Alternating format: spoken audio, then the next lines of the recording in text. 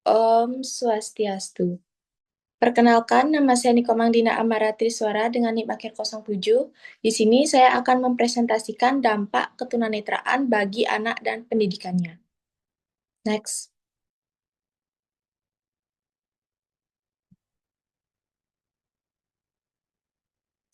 Di sini ada definisi ketunanetraan. Kata tunanetra berasal dari gabungan kata tuna yang berarti cacat atau rusak dan netra yang berarti mata.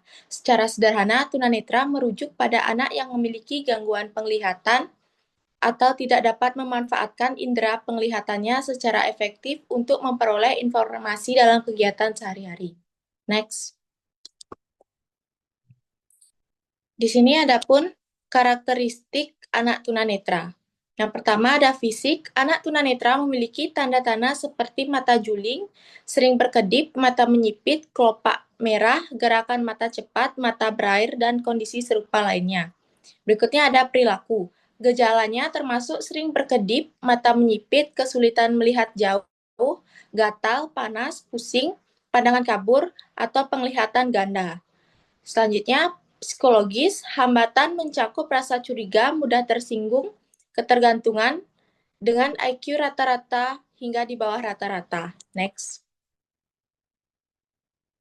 Nah, di sini ada pun klasifikasi ketunanetraan.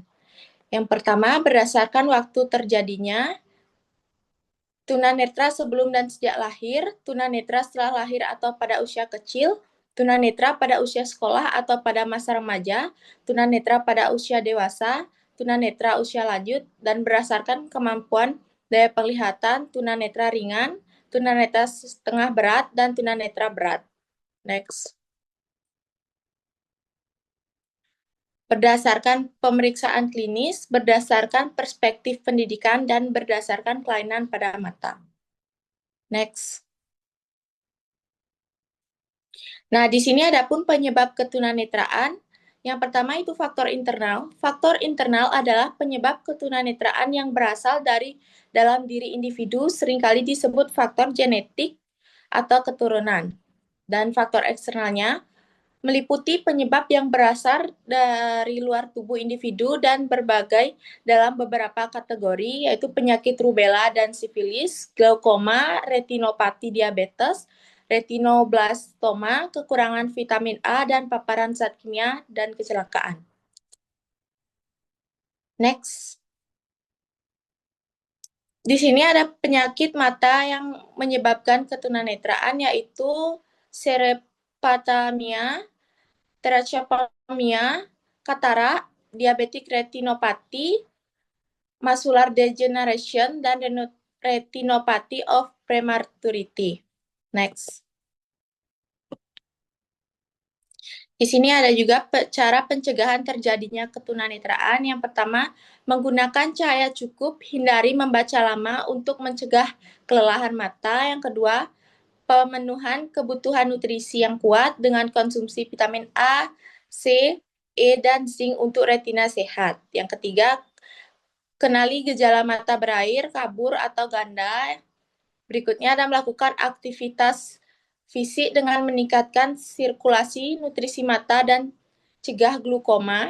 Berikutnya ada menjaga lingkungan bersih untuk cegah infeksi mata. Yang terakhir, sosialisasi tentang kesehatan mata untuk tingkat kesadaran perawatan dan pemeriksaan rutin. Next. Nah, di sini ada dampak ketunanetraan. Dampak motoriknya yaitu ketunanetraan memperlambat perkembangan motorik akibat kurangnya motivasi intrinsik, pengamatan, dan perlindungan berlebihan pada orang tua. Kognitifnya, anak tunanetra mengandalkan indera lain untuk memahami dunia, menghasilkan persepsi. Dampak bahasa, perkembangan bahasa tidak berpengaruh signifikan, lebih dipengaruhi lingkungan dan interaksi sosial. Dampak sosialnya, kesulitan memahami isyarat nonverbal mempengaruhi hubungan sosial dan kepercayaan diri. Dampak terakhir, dukungan alat bantu dan teknologi membantu mobilitas serta kepercayaan diri. Berikutnya, next. Nah, di sini ada pendidikan bagi siswa tunanetra di sekolah umum dalam setting pendidikan inklusif. Prinsip pendidikan inklusif untuk siswa tunanetra meliputi aksesibilitas fisik dengan lingkungan ramah seperti jalur aman dan tanda Braille. Sistem penilaian disesuaikan dengan kemampuan individu menggunakan metode verbal atau praktik.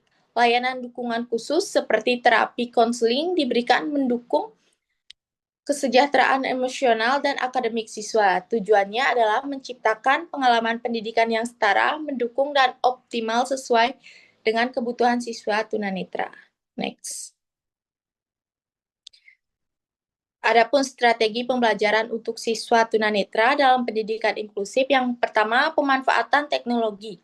Menggunakan perangkat pendukung seperti pembaca layar, komputer, dan whiteboard untuk memfasilitasi pembelajaran. Yang kedua, penyesuaian kurikulum.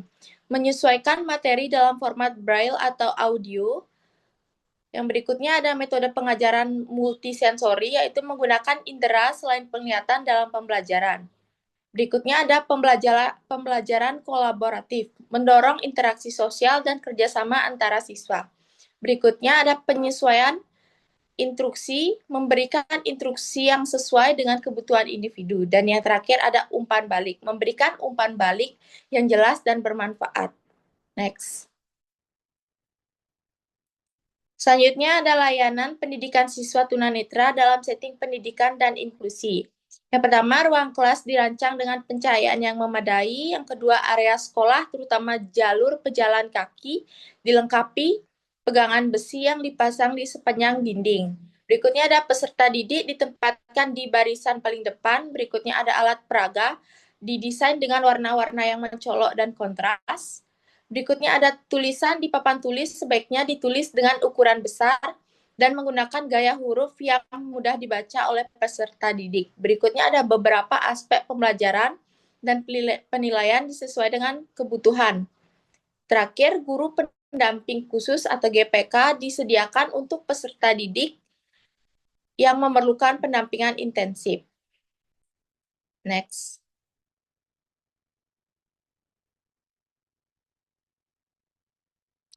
Di sini ada peran pendidikan siswa tunanetra di sekolah inklusif, yaitu peran guru kelas bertanggung jawab menyampaikan materi pembelajaran dengan pendekatan yang disesuaikan. Yang kedua, peran guru BK, mereka memberikan panduan untuk menghadapi berbagai tantangan emosional, sosial, dan psikologi, serta membangun rasa percaya diri dan kemandirian.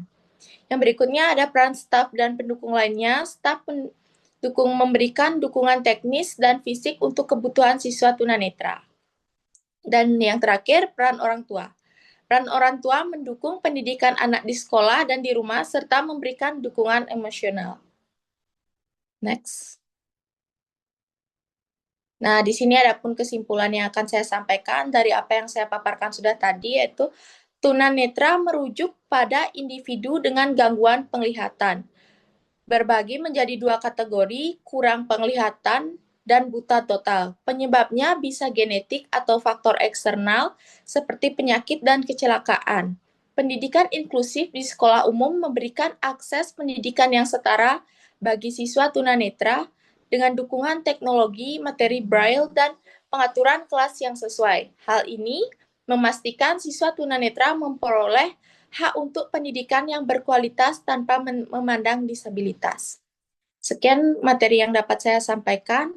Mohon maaf jika ada kesalahan kata yang disengaja maupun tidak sengaja. Saya ucapkan terima kasih dan saya tutup dengan para Santi. Om Santi Santi Santi Om.